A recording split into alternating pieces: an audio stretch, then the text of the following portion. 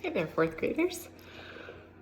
It's Wednesday, and I thought I'd read another chapter from our book, Out of My Mind.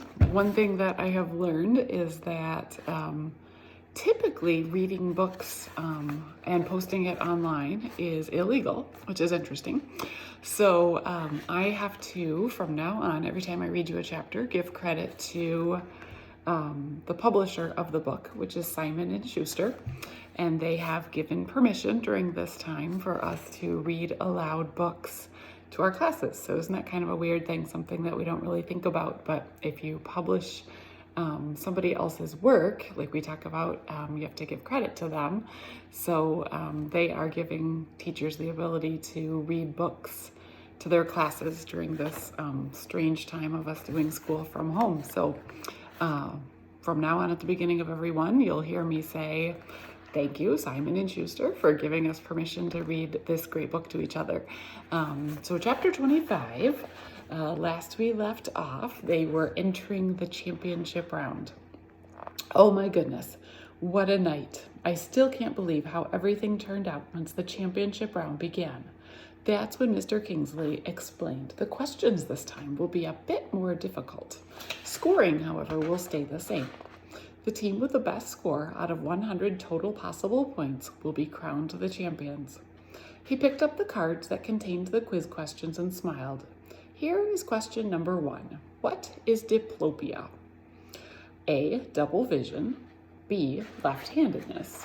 C, a disease of the gums. Or D, a form of cancer. Oh boy, he was not kidding. This was going to be a killer round. I was sure the answer was A. Kind of. When the answer was revealed, double vision, that was correct. B, or A. Phew! Connor and Rose and I all got it right. Claire missed it. Everyone on the Valley team, Perry Valley team, answered it correctly. The score was now 3-4. Number 2, Mr. Kingsley said. Who is the composer of Rhapsody in Blue? A, Mozart, B, Gershwin, C, Copland, D, Beethoven. Bing, bing, bing, bing, bing. Thanks to my parents and Mrs. V, that was an easy one. I pushed the button for B, Gershwin. One person on the Perry Valley team got it right, and Claire messed up as well. So that made the score 6-7, Perry Valley ahead by 1. Everyone could feel the tension. The next 20 questions covered things like lions in the jungle, gravity in space, authors of famous books, and math. I even got some of those right. Bing, bing, bing, bing, bing. Even though Connor aced a hard spelling problem and Claire came through on a difficult history question, Perry Valley kept staying ahead of us by 1 or 2 points. It was getting near the end of the math round. The end of the round. Perry Valley had surged ahead on a math question and they were up by 3 points. It was looking pretty grim for us, with a score of 78-81. I glanced over at Connor. There was sweat dripping from his nose. Then Mr. Kingsley asked, the condition in which a person may be able to hear colors or visualize flavors when music is played is called A, synthesis, B, symbiosis, C, synesthesia, or D, symbolism. I grinned and punched in C. Not only was it one of Mrs. V's vocabulary words, it describes me. I breathed a sigh of relief when I realized Connor, Claire, and Rose had also chosen the right answer. When those results were tallied, only one of Perry Valley's kids had gotten that right, so the score was 82-82. It was time for the very last question. This one would determine which group would go to Washington. I glanced at Rose and the others, and we all gulped at the same time. The last question of the evening, Mr. Kingsley began, is a math problem. I groaned. Here goes our trip to Washington. I may as well go back to room H5 and hide there for the next 1,000 years. Number 25, Mr. Kingsley said slowly. Lisa gets up every morning and gets ready for school. She takes 22 minutes to get dressed, 18 minutes to eat breakfast, and 10 minutes to walk to school. What time should she get up so she could arrive to school by 7:25? A, 6:15, B, 6:20, C, 6:25, or D, 6:35? Let me think. I need to add, then subtract. How do I subtract time? I need a clock. I'm getting all mixed up. Time is running out. I can't mess up now. Could have been C, maybe D. I thought for a moment more and I pushed D, feeling like I might throw up. The answers lit up on the screen and everyone on our team had answered D. Either we were all correct or all terrible at figuring out time. 3 students on the Perry Valley team had answered D. 1 had picked C. Well, ladies and gentlemen, it looks like we have a winner. I'm extremely pleased to announce that the team that will represent us in Washington, D.C. this year, the team we hope to see on Good Morning America with a score of 86 to 85, is, and he paused for effect, Spalding Street Elementary School. I couldn't help it. I squealed and kicked. My arms started jerking like crazy. I was trying really hard to control it, but I couldn't help it. My body went a little wacko. Make her stop, I heard Claire hiss. Shh, Rose whispered through her teeth. Thank you for watching our telecast, Mr. Kingsley said, throwing a quick glance my way. Please join us 2 weeks from now when we televise the finals from Washington. This is Charles Kingsley saying, have a good night. He signaled he was finished. The cameras blinked. The lights clicked off. I could not stop kicking. My arms were like a wind-up toy gone bananas. I screamed with joy, but nobody noticed this time because there were hoots and hollerings from dozens of people as they stormed the stage. Dad was balancing Penny in one arm and the camcorder in another. Mom, Catherine, and Mrs. V rushed over to me and smothered me with hugs. Mrs. V tried to look as if she weren't surprised, but her grin seemed to be permanently attached. Mr. Deming, the alternates, and all the parents of the rest of the kids on the team cheered and jumped and patted one another on the back. One of the parents streamed confetti over all of us. Balloons came from nowhere. Someone in the studio turned on the speakers and played the song Celebration, and people were dancing. It seems as if there were 1 million pictures being taken. Amazingly, lots of them were being taken of me. I did my best to calm down and relax. Smile, Melody, called a guy with a baseball cap. Click, flash. Can somebody sit her up a little straighter in her chair? Quick, click, flash. Get a picture of the kid in the wheelchair.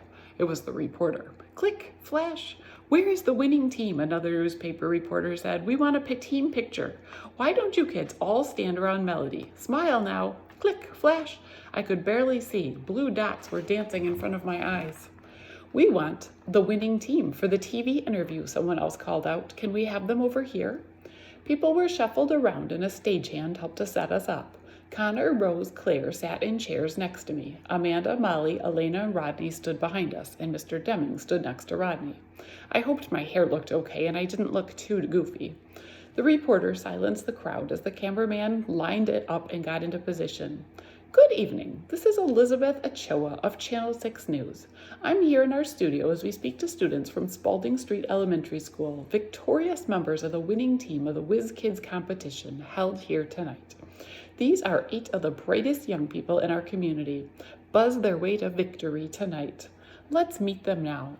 We'll start with the alternates in the back row, the youngsters who will fill in if one of their team members will not be able to participate. Please tell me your name and your age, she said.